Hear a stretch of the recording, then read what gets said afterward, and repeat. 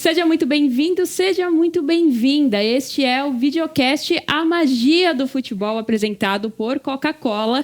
E hoje nós estamos recebendo um dos maiores narradores da história deste país, um narrador que também tem uma história muito linda e rica com a Conmebol Libertadores. Eu vou deixar essas apresentações de lado, já vou colocar ele na conversa, porque é o seguinte, estamos recebendo nada mais, nada menos do que ele, Kleber Machado. Seja muito bem-vindo.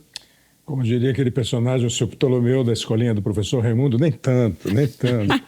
Mas muito obrigado pelo convite. O assunto, obviamente, é um assunto muito interessante e que cada vez mais faz parte da história do nosso futebol, né? Da magia, como você diz, da nossa torcida. Hoje sim, hoje não, Kleber. Tanto faz, você pode escolher. E quem está aqui comigo para conduzir esse papo muito bacana com o Kleber Machado é o Thiago Rocha. Valeu. E, claro, a gente vai falar muito sobre Libertadores, sobre a história do Kleber Machado. E eu já vou começar pedindo para você falar sobre... Porque o torneio ele mexe com o torcedor de modo geral, né? A gente que acompanha futebol sabe que essa competição tem uma magia toda especial. Como que é pro narrador? Como que o narrador se prepara? Como que é essa vivência de Libertadores, Kleber? Se você não se incomodar, eu vou começar me incluindo nessa magia de Libertadores. Porque, assim, o futebol brasileiro, ele tem uma história de Libertadores que ele vai vivendo etapas, né?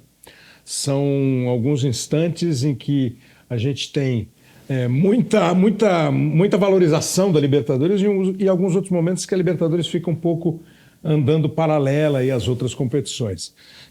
Como se sabe, assim, a primeira final de Libertadores... já acho que teve um time brasileiro, né? Se não foi na primeira, foi na segunda. A primeira foi o Peñarol, que ganhou, não lembro de quem, do Olímpia, talvez, não lembro. E na segunda, o Palmeiras já fez uma final contra o mesmo Peñarol e perdeu, né? 61. Aí o Santos, que era o time do ideal do futebol brasileiro, o Santos de Pelé e companhia, ganha 2 Libertadores em 62 e 63. Esses títulos eu não me lembro, não vi, só fui ver na história. Quando eu já sou adolescente, anos 70, ficou muito marcado na minha cabeça a final da Libertadores do Cruzeiro, que o Cruzeiro ganhou do River Plate. Acho que em 76 o Cruzeiro ganhou do River Plate, porque os jogos foram muito emocionantes, vibrantes, disputados, pegados. E tem uma história super curiosa do gol da vitória do Cruzeiro, que é um gol de falta do Joãozinho.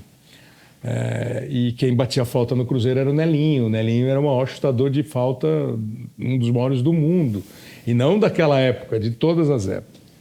Então diz a lenda que o Nelinho ajeitou a bola tal, e foi para bater, o Nelinho batia bem.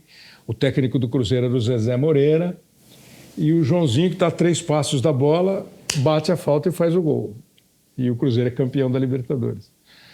Dizem que ele tomou uma bronca do vestiário do Zezé Moreira. Isso é uma boa bronca, pelo jeito. Né? Não, e quando você olha o lance, que você pega a cara do Nelinho, o Nelinho tipo assim... Como assim o cara tá batendo a falta e sai o gol? Então aí que a Libertadores entra, né? Depois tem alguns jogos assim no ano seguinte, Cruzeiro Internacional, né? Naquele ano, Cruzeiro Internacional fizeram confrontos assim espetaculares e aí a Libertadores começa a entrar. O Flamengo é campeão, o Grêmio é campeão, mas na minha cabeça a Libertadores ficou um pouco assim em segundo plano. Tem gente que não concorda, mas eu acho que ficou em segundo plano. Quando o São Paulo ganha em 92 e 93, ela, de alguma maneira, começa de novo a ser objeto de desejo dos clubes brasileiros. O calendário vai mudando um pouquinho, vai mexendo no jeito de disputar. Comunicação, né, Kleber? Você ganhar nos anos 90 é uma projeção diferente do que ganhar nos anos 80. Aí o campeonato mundial, porque o Cruzeiro acabou perdendo o Mundial para o Bayern de Munique, ainda em 2 jogos. O São Paulo é bicampeão mundial, enfrentando Barcelona e Milan. Então isso tudo entra de vez na vida do torcedor brasileiro. E aí a gente tem uma época muito boa mesmo de títulos e títulos, né? Se você pegar de 92 para cá, 80% das finais de Libertadores, minimamente, tiveram times brasileiros. Então ela passou a ser mesmo a competição que todo mundo quer, que todo mundo gosta, que vale o título. Provavelmente muitos torcedores abririam mão dessa ou daquela competição para ganhar a Libertadores.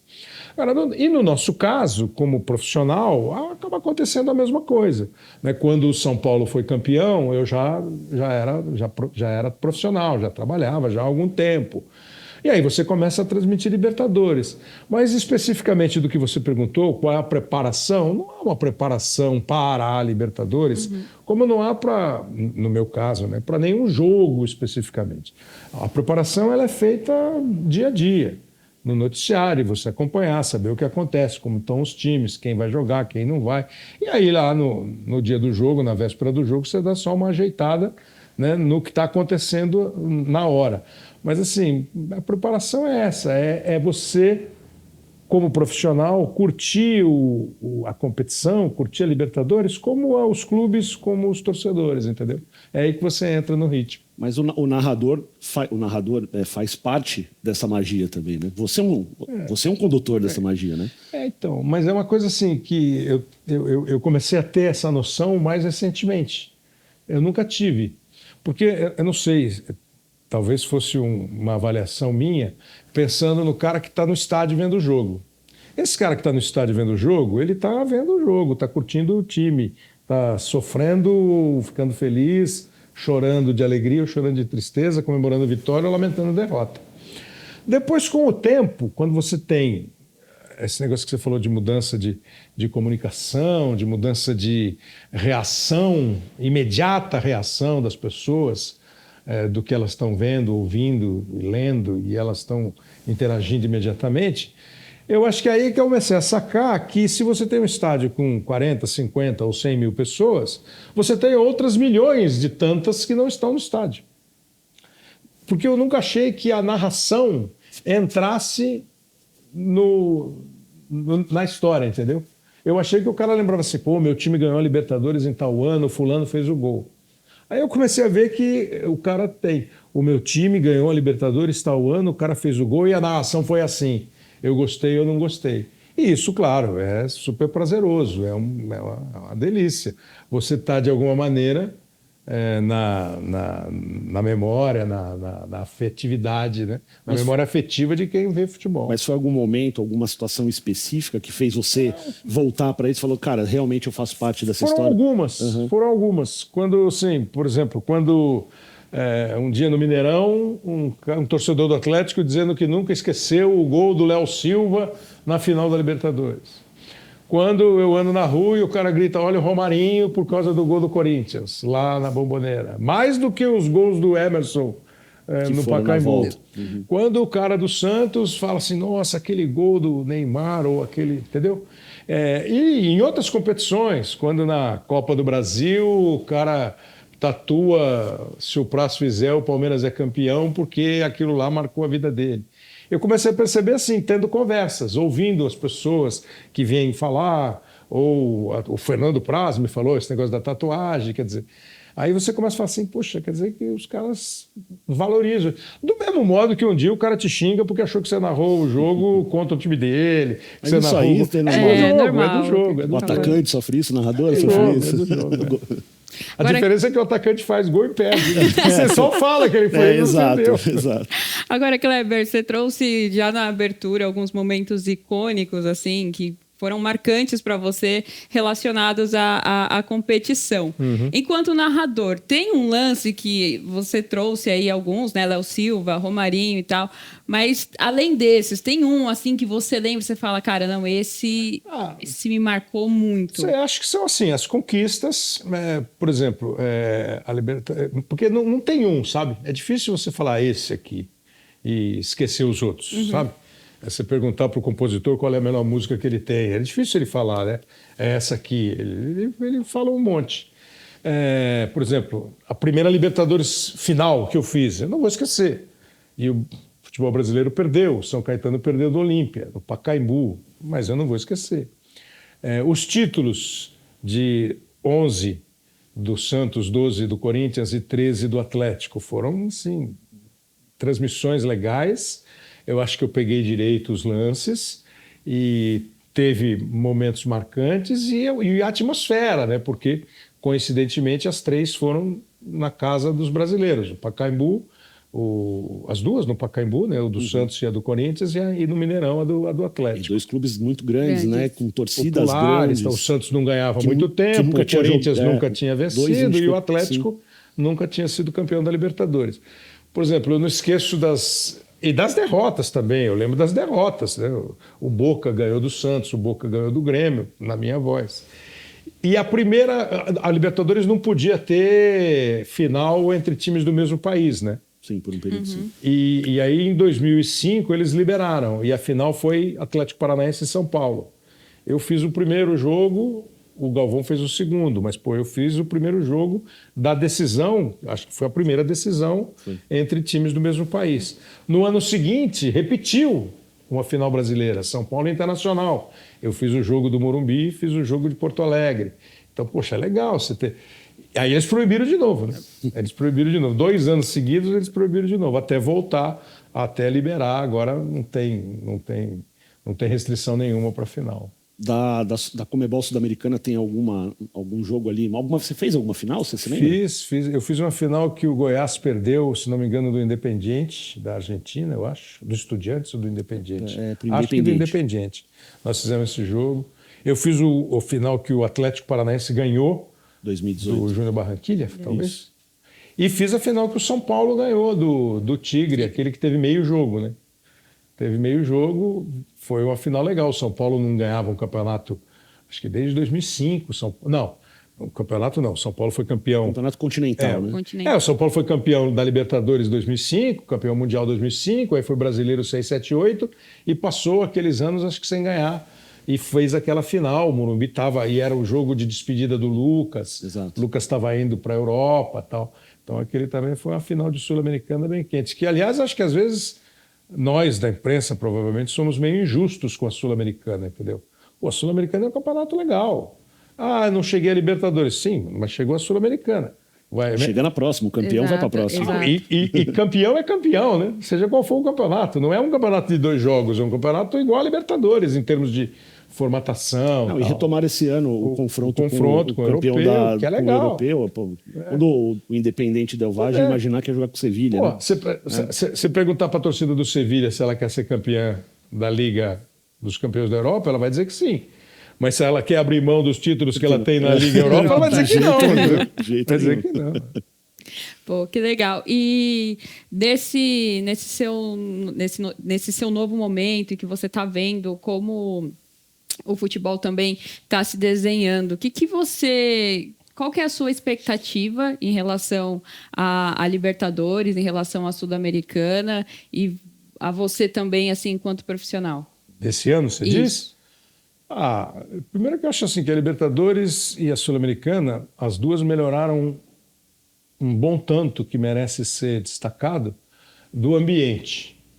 E para esse ano, eu acho assim, a partir de agora, o campeonato os dois começam uma nova disputa. Algum confronto te chamou mais atenção aí desse pós-sorteio ali? Uma coisa que você fala nesse jogo? Acho que não tem...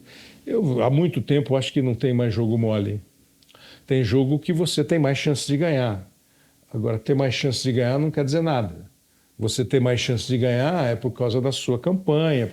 O Palmeiras foi o melhor time da Libertadores na primeira fase. O Atlético ficou em segundo no grupo dele. O confronto vai ser uma moleza? De jeito nenhum. Não foi nos últimos 2 anos. Então, acho que a partir de agora, claro, você tem, em teoria, alguns confrontos, você fala assim, esse time é mais, esse é menos. Mas é tudo na base do o favoritismo a partir do que foi feito. Não é o que vai acontecer. O que vai acontecer a partir de agora você não sabe. Entendeu? Então, acho que começa um campeonato do zero, com chances maiores ou menores, de acordo com o que os times vêm jogando, como eles fizeram nas primeiras fases. Isso tudo é óbvio, mas assim, o imponderável, o primeiro jogo, aquele dia. Um dia eu estava ouvindo, eu não lembro se eu estava ouvindo um colega ou estava conversando pessoalmente com ele, acho que eu estava ouvindo, e nós estávamos tipo maio, e a Libertadores estava começando a rolar. E quem vai ganhar a Libertadores? Quem não vai ganhar a Libertadores? Ele fez um comentário assim: quem vai ganhar a Libertadores é quem tiver melhor em agosto. Na época final era em agosto. Isso é um fato. Quem tiver melhor em agosto vai ganhar a Libertadores. Lógico que você pode contra-argumentá-lo, mas espera aí, se você não estiver bem hoje, você não chega a agosto. Você dança. Beleza, mas você pode ir andando e de repente fica lá. Vai ficar quase um mês sem jogo, né, de Libertadores. Mas nesse mês pode acontecer um monte de coisa, né? Janela de transferências, o time perde o pique. Entra numa sequência negativa. Ou começa a jogar bem, vira o jogo. Você estava falando, no ano passado, o Atlético Paranaense quase foi eliminado na fase de grupos. Passou no sufoco e foi finalista. Foi decisão. Então, é muito disso também. Como porque futebol é assim, né? Uhum. Porque a gente ficar analisando futebol toda quarta e todo domingo e sentenciando alguma coisa, a chance de a tua sentença ser desmontada na próxima rodada é grande. Do mesmo jeito que não existe craque quarta-feira porque ele jogou bem, não existe grosso domingo porque quem jogou mal. Time que é uma porcaria, o time que é... Você tem que ter uma média de análise. E acho que esta Libertadores, especialmente, e mesmo a Sul-Americana, que vai ter um outro confronto agora, né, com os terceiros, sim. Esse confronto já mudou um pouco a história. Quer dizer, os primeiros colocados se classificaram, ficam lá esperando, mas vai ter um embate lá. Dá uma outra dinâmica ali, né? Outra dinâmica. Quem vai passar? O terceiro lugar da Libertadores é melhor do que o segundo da Sul-Americana ou do que o primeiro da Sul-Americana, que vai fazer o confronto. E assim, então você não tem. E nessa Libertadores, especialmente, você teve alguns times que talvez naqueles prognósticos iniciais não seriam segundo e ficaram em segundo lugar. Então você vai ter Fluminense e River Plate, né? Você vai ter Flamengo e Olímpia, você vai ter Palmeiras e Atlético, você vai ter confrontos assim desse tamanho. Alguns desses, algum time, seja da Conmebol Libertadores ou da Conmebol Sul-Americana, te surpreendeu ou positivamente ou negativamente? Assim, dentro do seu prognóstico inicial, você não previa? Porque assim, eu nunca fiz... a gente faz prognóstico de brincadeira, de conversa, mas assim, eu tenho muito pé atrás, porque se a gente fosse bom de prognóstico, ganhava na loto toda semana, na cena, que aí é adivinhação, né? Mas assim, a campanha do Corinthians de ser eliminado da fase de grupos e ter que jogar a Sul-Americana, aparentemente você fala assim, poxa, mas o Corinthians caiu. Não consigo me lembrar de outro assim gigantão que caiu. Gigante no sentido de popular, né? Acho que na Sul-Americana teve o Santos, né, que acabou ficando fora. Então, mas o Santos tem sido um time que não consegue andar nas competições nas últimas 2 temporadas. O Santos não conseguiu passar para a fase final do Campeonato Paulista. O Santos foi eliminado da Copa do Brasil. E na Sul-Americana do ano passado, acho que ele chegou e perdeu na sequência. Foi eliminado, eu não lembro mais. Eu não sei se nas oitavas ou nas quartas, sim, né? E nesse ano não conseguiu ficar nem em terceiro. Nem em terceiro. Claro, é uma decepção. É uma decepção. Pensando no nosso futebol, é uma decepção. Mas é uma decepção que, assim, o jeito de jogar do Santos começou a anunciar, né, que a decepção poderia acontecer. Eu até achei que o terceiro lugar ia garantir, o segundo lugar ia garantir e tal. Não ficou nem em segundo lugar, né? Para ir para o mata-mata, ficou em terceiro ou quarto, sei lá. Terceiro. Então é uma decepção. Mas assim, é muito, não sei, essa história de camisa, sabe? O Boca e o River, sempre faz uma primeira fase de vez em quando meio assim, e o River não é mais o mesmo. Aí o River chega. Mas acho que tudo isso é história, é lindo, história é lindo. Pô, se eu tivesse hoje paciência, há 10 anos, há 15 anos, eu já tinha feito faculdade de história, que acho que história é linda. Então a história é legal. Agora, no futebol, ela é escrita a cada jogo, a cada rodada, a cada confronto.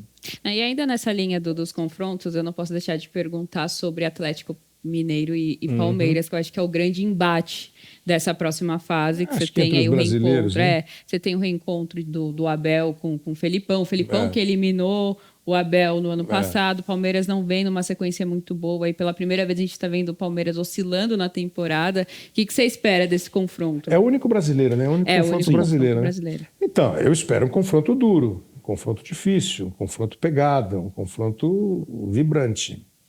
Mas, assim, se fosse hoje, você fala assim, se você tem que ir no cartório hoje e dizer a porcentagem de um, porcentagem de outro, registrar, assinar e reconhecer firma. Pô, eu ia te dizer, bom, o primeiro jogo é em Belo Horizonte, o segundo jogo é em São Paulo. 50-50 não pode? Não, 50-50 não pode. Pô, aí você dá 52-48, 53-47 para o Palmeiras. Por quê? Se o Palmeiras não está... Essa de que o Palmeiras não está jogando como jogava, não está obtendo os resultados como obtinha, eu acho que é um pouco de falta de paciência que nós analistas temos. Uhum. É impossível um time ficar... Essa semana o Internacional perdeu um jogo, né? Perdeu do Fluminense. Isso. E perdeu não jogando bem no Campeonato Brasileiro.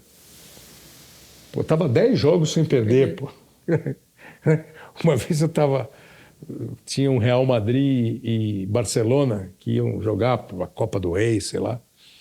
E a TV Barcelona estava mostrando entrevistas do Guardiola. O Guardiola ainda estava no Barcelona. O Guardiola falou assim, olha, futebol não tem poupança. Não adianta você achar que você faz poupança no futebol. Você ganha, fez uma poupança, pode empatar e perder. Você ganha, perde, empata, você já não serve para nada, já está tudo errado, a tua poupança já foi confiscada, entendeu? Uhum. É meio verdade. Então, assim, essa cobrança agora, acho que o Palmeiras ainda é coletivamente o time mais eficiente do Brasil. Acho que o Palmeiras é conexão treinador, elenco, a mais eficiente do Brasil. O Atlético Mineiro está recomeçando um trabalho com o Luiz Felipe Scolari. Que ainda não ganhou. Ainda não, pelo menos até a gravação. Essa gravação não ganhou. Ainda não tinha que vencido. Sabe tudo de competição eliminatória, de confronto, de Libertadores. Sabe tudo. O Abel aprendeu também. O Abel ganhou Copa do Brasil, ganhou 2 Libertadores. Felipão... Então, assim, eu estou falando 52-48 só se eu fosse obrigado a ir no cartório. Senão eu diz assim, gente, é meio a meio. Uhum. Porque são jogos que ainda vão acontecer. Insisto, acho que o Palmeiras é coletivamente ainda o melhor time do Brasil. É um time que consegue fazer os seus jogadores renderem individualmente, às vezes até mais do que você imagina que eles possam render. Tem uma conexão treinador-elenco muito boa. Agora, do outro lado, você tem jogadores bons, experientes, elenco bom, você tem um técnico experiente, vencedor, mas que está chegando, né? O que isso significa na hora que o juiz apita e a bola começa a rolar, velho? E os 2 confrontos anteriores foram bem nos detalhes, né? Sim. No jogo de ida, o Hulk perde um pênalti lá no Allianz Parque. Então. Ainda tinha o peso do gol fora. Exato, né? O gol do Dudu é isso, né? Um empate que virou... Isso é 2021, né? E 22 o Filipão no Atlético contra Paranaense. O Palmeiras. Mas o Palmeiras eliminou o Galo antes. Eliminou o Atlético antes, exatamente. Quer dizer, é a terceira vez, terceiro confronto seguido, né? Uhum. Atlético e Palmeiras. E o Palmeiras leva pro pênalti o jogo acho que com 2 a menos, se não me engano. Isso, segurou a onda lá, exatamente. Então, é tudo detalhe, né? Não deixa de ser, talvez, mais detalhes ainda do que outro jogo. Claro, aí você pega assim, mas o ano retrasado o Atlético estava bem pra caramba, melhor do que está hoje. Ok. O que garante que não voltará a estar? É tudo muito subjetivo, né? Tudo muito subjetivo. Mas é isso, você pega o momento de agora, você vai ter essas ponderações todas. O Palmeiras não está jogando mais como jogava. Ou como jogou até... Não é que como jogava há 10 anos, como jogava há 3 rodadas. Uhum. Mês passado. Mês passado, há 3 rodadas. E o Atlético mudou. O Atlético resolveu não ficar com o Cudê e escolheu o Luiz Felipe. O Luiz Felipe resolveu voltar a ser técnico. Claro que por exemplo, um cara como o Luiz Felipe, eu acho que nunca está de barriga cheia. Um cara como o Abel tem apetite para todo jogo. Então você tem tudo para ter um super confronto, e até por essa rivalidade nacional. Né? Algum jogador que você viu em Libertadores, em Conmebol Libertadores ou Conmebol Sul-Americana, seja brasileiro ou sul-americano em geral. Você fala muito, né, do espírito de Libertadores. Embora você já falou que não concorda que é um torneio diferente, mas existe uma motivação, uma aura diferente. Concordo, né? Que é um jeito diferente de enfrentar, só não concordo que é guerra. Libertadores é diferente. Mas é um espírito, uma aura diferente. É diferente, não é diferente. Mas tem uma coisinha. Você acha que tem um jogador ali que se enquadra com esse diferente, esse especial ali, que você viu no torneio e falou, esse cara tem... Ele sabe jogar, tem a magia ali. Ele sabe jogar, ele é copeiro. Putz, difícil isso, né? É difícil, porque assim... Sabe, é duro, mas começa a vir à cabeça assim. O Riquelme no Boca era. O Emerson do Corinthians foi. Muito. Né? O Gabriel no Flamengo, o Neymar no Santos, eu não sei se eles são copeiros. O Neymar joga muito e jogou muito na Libertadores e ajudou a decidir. O Gabriel faz gol decisivo e fez gol decisivo quando precisou fazer. Mas esse negócio do espírito, você pega o Grêmio do Luiz Felipe, o Grêmio campeão, que o torcedor do Grêmio fala assim, o melhor meio-campo do mundo de todos os tempos. Fácil. Dinho, Goiano, Carlos Miguel e Arilson. Pô, para eles é aquele meio-campo, porque naquele momento... Do 1 ao 11 de copeiro. Entendeu? Então aquele time enfrentou, mas eu não sei se tenho... Aí você vai, sei lá, o Independiente Del Valle, que ganhou a Sul-Americana, que andou bem, foi final de Libertadores, foi campeão da Sul-Americana. Ele é um time copeiro ou ele é um time bom? Eu tenho a impressão que hoje, quanto mais o time estiver preparado para jogar bem no jogo, tiver por dentro do que está combinado, e cada um comprou a ideia do outro, eu acho que esse time vai jogar bem em todas as competições. Lógico que há uma diferença de você jogar uma competição de 38 rodadas, que você tem projeção de pontos, você pode perder aqui, você sabe que esses aqui você não pode perder, né? E isso tudo é feito pelos treinadores, pelas comissões técnicas. E quando vira um jogo eliminatório, mesmo sendo 2 confrontos, peraí, eu tenho que... É a frase que ficou famosa agora, né? Eu preciso voltar vivo, eu preciso ir vivo para o segundo jogo. Beleza, a frase é bonita. Como ir vivo para o segundo jogo? Você pode ir vivo perdendo de 1-0, você pode ir... todos vão vivos. Você pode ir vivíssimo ganhando de 3-0. Como você vai se comportar, né? Mas é difícil. Eu acho que hoje você tem uma coisa que talvez seja fundamental, e me ocorreu agora o Manchester City, que eu acho que há algum tempo é o melhor time do mundo, né? Em determinada temporada assim, meio equiparado ao Liverpool. E claro, tem sempre o Real Madrid, tem sempre o Bayern de Munique, né? Camisa, time, elenco. Mas assim, para os meus olhos, para o meu gosto de futebol, o City e o Liverpool são os dois que mais me chamaram a atenção nessas últimas temporadas. E eu vi um City, nesta final de Liga dos Campeões, um pouco mais competitivo.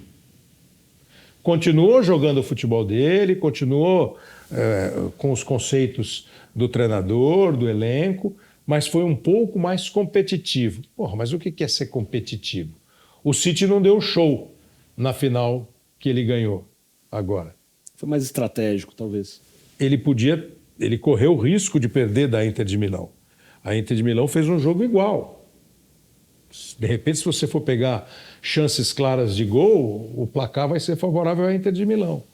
Mas esse City, ele soube, e acho que a partir de derrotas sofridas, como sofreu para o Real, como perdeu a final para o Chelsea e tal, esse time falou assim, peraí, tem uma hora que esquece a beleza, arrepia. Faz o básico. Arrepia.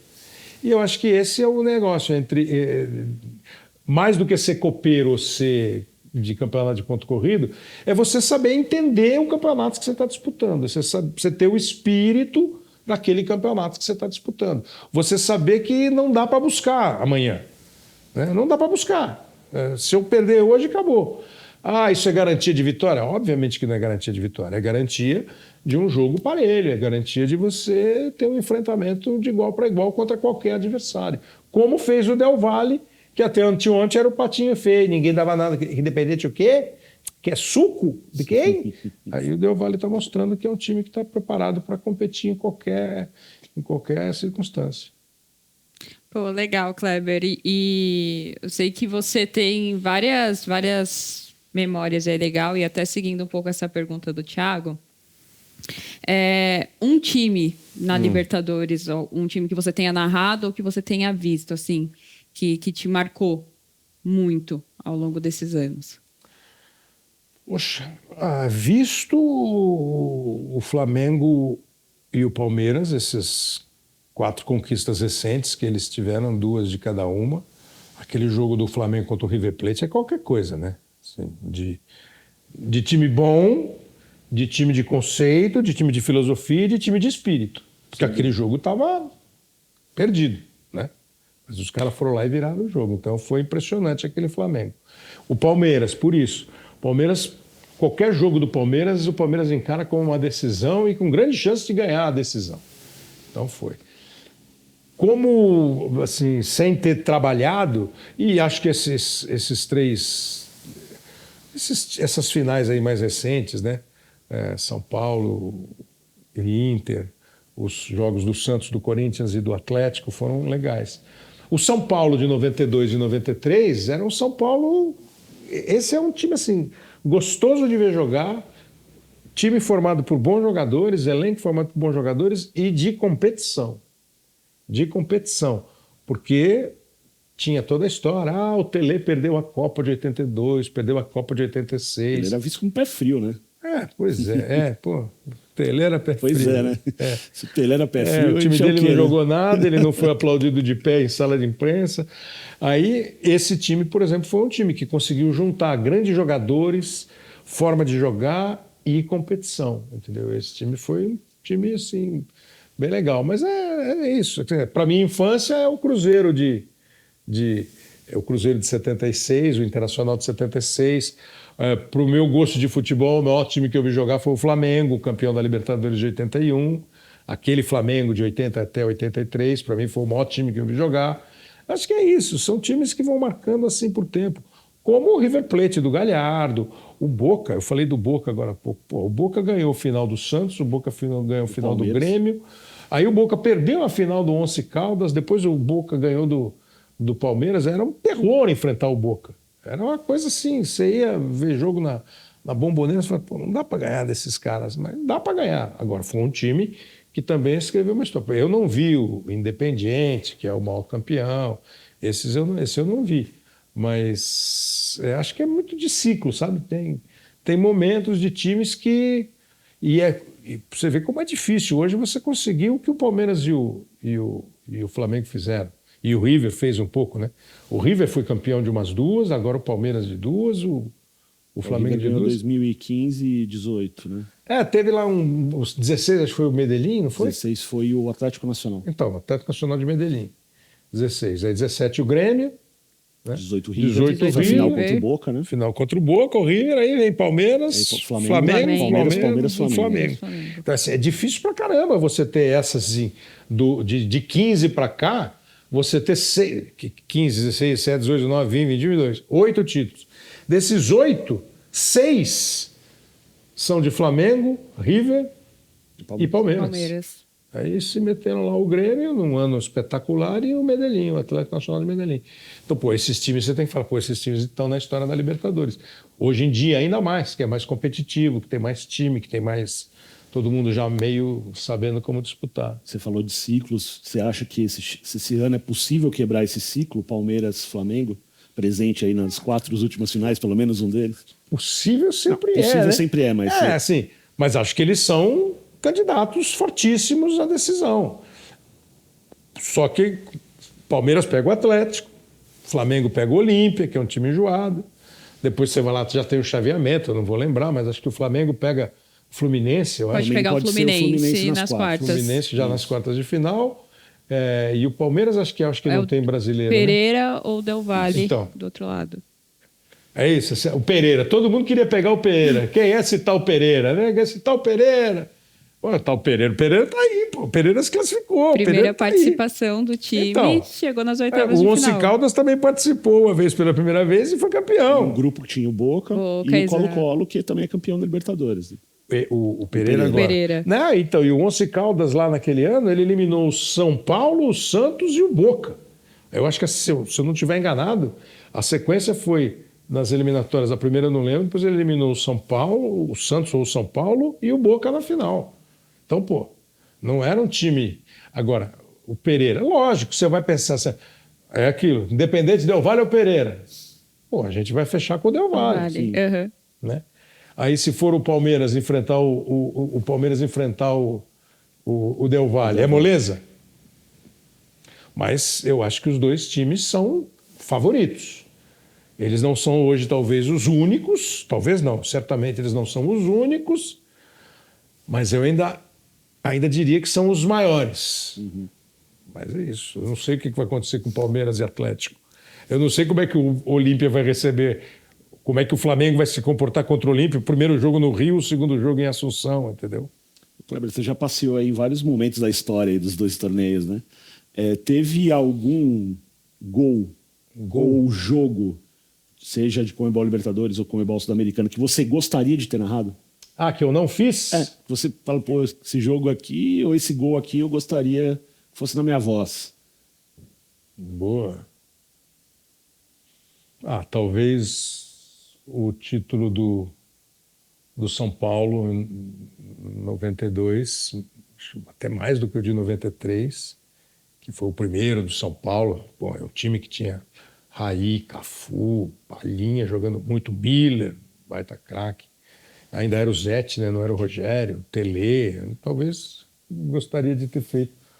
E acho que se foi nessa... O São Paulo no primeiro jogo arrebentou. O São Paulo arrebentou o adversário. Foi bem. Acho que é esse. Acho que é essa daí. O do Joãozinho ia ser lindo. A falta do Joãozinho ia ser lindo. Até porque provavelmente você esperaria que o Nelinho fosse bater. Né? E acho que, assim, se eu fosse mudar a história, conseguir mudar a história, inventar um gol que não houve, eu acho que eu teria mudado em 2002, porque o São Caetano merecia, né? O São Caetano estava numa fase linda. Espetacular. Talvez ele merecesse fazer mais um gol no Pacaembu e não levar a decisão para os pênaltis contra o Olímpia. E duas que eu fiquei, assim, especialmente chateado, acho que era porque foram... uma foi seguida da outra, o São Caetano em 2002. Eu teria mudado os resultados de Santos e Boca, de River, de Boca e Grêmio. Teria arrumado mais um título para o Santos e um para o Grêmio. Mais um para o Grêmio, não, de fato. E aí, nessa linha, Kleber, fica a curiosidade, assim, da gente que acompanha, como que você conduz essas narrações assim que brasileiros perdem? Porque a gente percebe, obviamente, a gente que está ali consumindo, a gente percebe que é diferente, mas para você que está ali no ar, né, conduzindo uma transmissão enquanto profissional, mas como que é para você ali no momento? Eu acho assim, essa é uma questão que sempre envolve narrador esportivo, porque não sei exatamente por qual razão. E você que está vendo pode dizer que eu sei por qual razão, mas eu vou tentar quebrar seu argumento. Eu não sei por qual razão o torcedor tem uma tendência a dizer que você está torcendo contra o time dele. Sempre. Sempre você está torcendo contra o time dele, entendeu? Aí você fala assim, mas por que ele está achando isso? Pô, eu não estou torcendo contra o time dele, mas o cara sempre acha. Se eu fosse transmitir Palmeiras e Atlético, você tem que tomar um cuidado extremo para não dar nem essa impressão. E é dificílimo. Eu estou te dizendo que eu fiz no Amazon Prime Video Cruzeiro e Grêmio, e a torcida do Grêmio achou que eu estava torcendo para o Cruzeiro. E o Grêmio se classificou. A torcida do São Paulo achou que eu estava torcendo para o Sport, no jogo Sport de São Paulo. O São Paulo se classificou. Mas isso tem demais. Quando é um jogo de brasileiro contra estrangeiro, eu acho que você consegue levar mais na boa a história da torcida. Com um detalhe, né? Torcer não quer dizer não enxergar o que está acontecendo. Eu não posso Eu não posso e eu não faço. Espero. Como profissional que está transmitindo o jogo, eu não posso achar que toda falta contra o time brasileiro foi mal marcada. Que todo lance que um adversário chega no time brasileiro é falta. Que o juiz está sempre... Não dá. Mas eu não posso achar que todo... Então eu não posso deixar de relatar o que está acontecendo. E aí você pode relatar com um pouco mais... Tem cara que não gosta, né? Quando você faz gol do Boca. Dá uma desanimada ali. Então, assim, depende do momento. Do mesmo jeito que o cara, se eu gritar o gol do Boca contra o time brasileiro, o cara fala, pô, tá torcendo pro Boca? E é difícil convencer, mas isso tem muito do que você está vivendo ali no momento, né? Pô, você está na Bombonera com 35 mil pessoas gritando, sai um gol, você está meio naquele embalo. Não é que você está torcendo para A ou para B, né? Mas é difícil. Agora, acho que quando é um time brasileiro contra um time estrangeiro, você consegue administrar bem o teu desejo que o time brasileiro ganhe. Porque é muito melhor para a sua transmissão. É muito mais legal. A festa vai ser muito mais bacana. Mesmo que ele ganhar na casa do adversário e ficar aquele silêncio, você vai lá fechar a imagem no grito do jogador brasileiro e tal. Então é muito mais legal. Quando perde, você tem que admitir a derrota, né? Procurar não achar fantasma na derrota, não achar motivos sempre conspiratórios para a derrota. Em 2007, né, foi a final Boca e Grêmio? Sim, 2007. O primeiro jogo foi em Porto Alegre, acho, e o Boca... Acho que foi o contrário. Bom, sei lá. Não lembro agora. Bom, mas eu sei que teve no jogo da Bombonera, o estádio lotado, o Boca, como se sabe, é azul e amarelo. Os caras jogavam aqueles... Parece papel, mas não era papel, era plástico. Eram umas tiras assim de plástico. Os caras jogavam amarelo e azul, da cor do Boca, o campo ficou. E a bola da Libertadores daquele ano era amarela e azul. Eu lembro disso. E num determinado momento eu falei, pô, que situação adversa aqui, hein? O estádio tá amarelo e azul, o campo tá com... A bola. E até a bola é amarela e azul. Pô, eu cheguei no dia seguinte, um colega de trabalho, diretor, falou assim, pô, a torcida do Grêmio falou que estava torcendo pro Boca. Eu falei, por quê? Porque você falou isso. Eu falei, gente, é claro que eu falei, a bola era amarela e azul, o campo estava amarelo e azul, a torcida era amarela e azul, eu só disse que a situação era adversa. Olha o que você está enfrentando aqui, até a bola é amarela e azul. Isso não quer dizer que eu estou torcendo para ninguém, né? Mas vai explicar. Hoje você tem esse retorno mais imediato, né? Por conta das redes sociais e tal. Que eu procuro não ver, né, durante o jogo. Na transmissão você não sei, eu sei que tem um monte de gente que vê. Não, a maioria. Eu procuro não ver. Agora, se você estiver fazendo o jogo comigo, você está coordenando o jogo, e se você, por acaso, estiver acompanhando, eu prefiro que você me diga. Às vezes eu até pergunto, né? E aí, como é que tá? Porque se você me disser, pô, os caras estão pegando no pé de tal coisa, eu ainda tenho a chance de resolver a tal coisa, de explicar, de esclarecer, de dizer que o cara está equivocado ou até me corrigir. Eu posso estar errando alguma coisa, entendeu? Aí eu acho que isso é legal. Acho que você ter essa... Agora, dentro de um mínimo, né? Um cenário minimamente saudável. Porque nesses jogos mesmo que eu te falei da Copa do Brasil que os caras reclamaram, eu respondi. Mas respondi na boa, assim, né? Não estou torcendo para ninguém. E depois de uma resposta minha, um respondeu, foi fino, entendeu? Fui fino na resposta. Obrigado. E o outro, no dia seguinte, eu falei assim, não, entenda bem, quando a gente está torcendo, a gente perde um pouco a noção e tal. Eu falei, beleza, tudo certo. Você tem que dar satisfação da narração e da resposta que você deu, né? Não, mas a da resposta foi legal, porque os caras se tocaram. Os caras, eu não fui... evidentemente mal educado, nem eles foram. Mas aí o cara, não, acho que eu exagerei um pouco, né? O cara não... Mas é do jogo.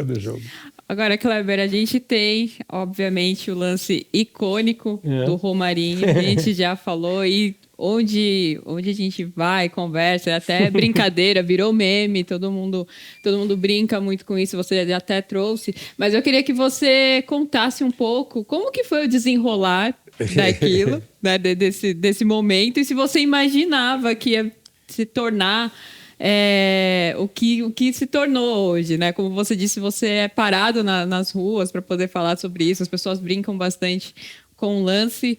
Como que foi o desenrolar disso? Conta os bastidores desse Não, momento. eu conto, assim, eu já contei um monte de vezes. Assim, o Hélio Romarinho foi gozado, né? Porque o Hélio Romarinho foi em 2012. No ano seguinte, eu estava revendo agora que o pessoal do Mineirão vai fazer um evento qualquer comemorando os 10 anos do título do Atlético contra o Olímpia, né? E aí eu fui rever os gols. E no primeiro gol eu digo exatamente, você que lá, olha o Jô, e o Jô faz o gol, né? Mas eu estava acompanhando. Esse do Hélio Romarinho foi puramente, foi o último recurso. Porque, porque se você pegar e ouvir o lance, se você pegar a imagem lá, tá a imagem do Corinthians tocando bola. Depois é que eu fui ver se alguém toca a bola para o Emerson enfia para o Romarinho e o Romarinho faz o gol. Eu acho que é o Ralf, se eu não me engano. Mas enfim. Então, eu acho que quem passa a bola é o Emerson. Não, quem passa a bola para ele é o Emerson. Mas ele recebe, acho que do Ralf. Enfim, alguém toca a bola para o Emerson. Uma bola recuperada ali, né? Alguém pega a bola, toca no Emerson. O Emerson está meio na meia direita, assim. O Romarinho tinha acabado de entrar, não tinha pegado na bola ainda. E estava chegando no Corinthians. Tal. Aí o Romarinho entra, o Emerson mete a bola. Quando o goleiro sai, ele dá um tapa e faz o gol. Eu não sei o que eu estava fazendo, que eu estava assim na cabine aqui e estava olhando embaixo aqui. Né? Não sei se eu estava procurando alguma informação, se eu estava lendo alguma coisa, mas se você olhar, tem um silêncio na transmissão. E aí você só ouve, olha o Corinthians, olha o Romarinho. O recurso é porque eu estava quieto aqui, estou lendo, e aí o Caio bateu na minha perna. Você foi surpreendido, vai. Porque é meio um código que a gente tem, né? Você está olhando aqui para mim, né? Você é uma comentarista e está olhando aqui para mim. O campo está ali, você está olhando para mim, você não está olhando para o campo. Então, ou eu faço assim para você, ou eu bato em você, para mostrar que está acontecendo alguma coisa.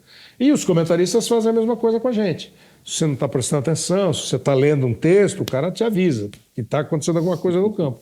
Ele bateu na minha perna. Quando ele bateu na minha perna, eu olhei e falei, olha o Corinthians, olha o Romarinho. E saiu o gol. Você já encontrou com o Romarinho? Não, pessoalmente não. Não, pessoalmente, nunca fez contato?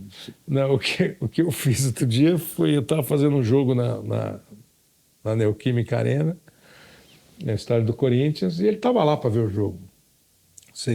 Não lembro qual era o jogo.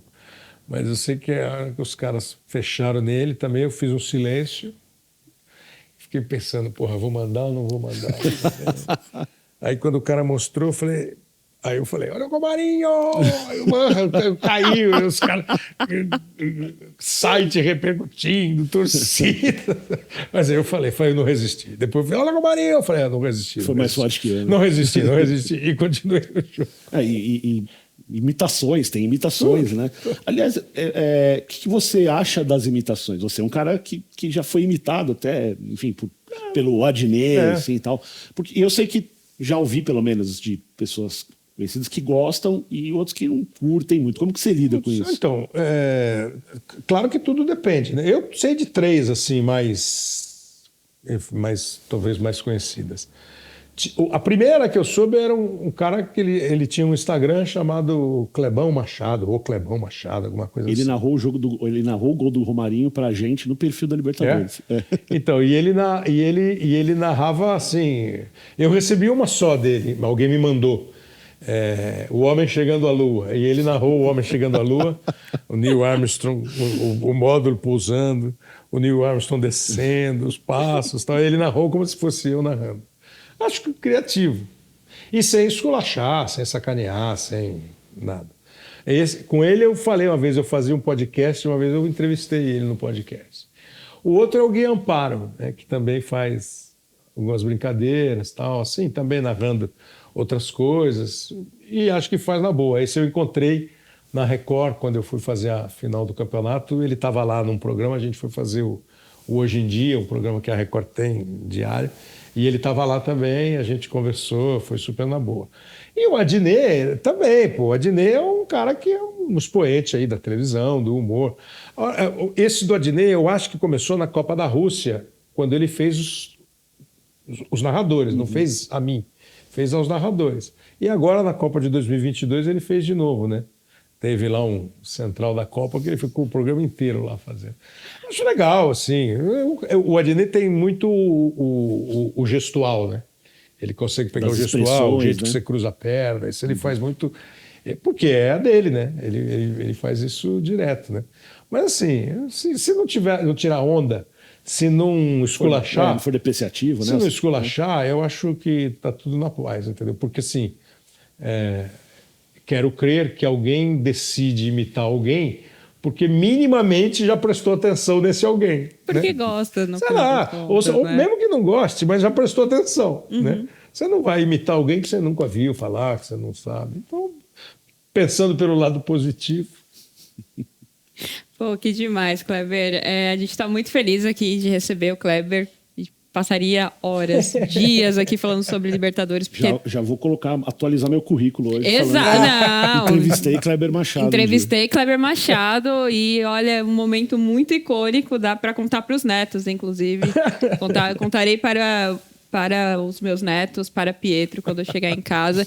Mas, Kleber, foi um prazer imenso, Prazer foi meu. imenso Prazer receber você aqui, poder entender um pouco mais, conversar um pouco mais sobre as histórias da Libertadores, conhecer a sua história com a competição, né? Porque, como eu abri dizendo, você tem uma história muito rica. Eu, enquanto uma pessoa que assistia aos jogos e consumia muito a Libertadores, a maior parte das minhas lembranças é na sua voz. Então, para mim, é muito legal, é muito bacana estar aqui conversando com você Então, sobre essas histórias. Me perguntaram as finais, eu fiquei na dúvida, mas acho que foi isso mesmo. 2003, 2002, 2003, 2007. Aí eu fiz 11, 12, 13. E fiz 2006 e fiz 2006, 2005 e meio. Eu falei, não, eu tenho 7 finais e meia, né? Na ordem é 2002, 2003, 2005 o primeiro jogo, o Galvão fez o segundo. Aí 2006 eu fiz. Aí 2007. 2007 o Grêmio e o Boca, 11, 12 e 13. Então dá 7 finais e meia. Tá bom, tá bom. Muita história riquíssima aí, então. Muito obrigada a ti pela parceria, por estar aqui com a gente. Primeira de isso. muitas. Primeira de muitas, tamo Agradeço junto. e acho muito legal essa ideia de ter um canal para a Conmebol falar sobre as competições, para valorizar as competições, para contar a história das competições, discutir as competições. Acho bem interessante. E aí, trazer quem faz parte dessa história O também.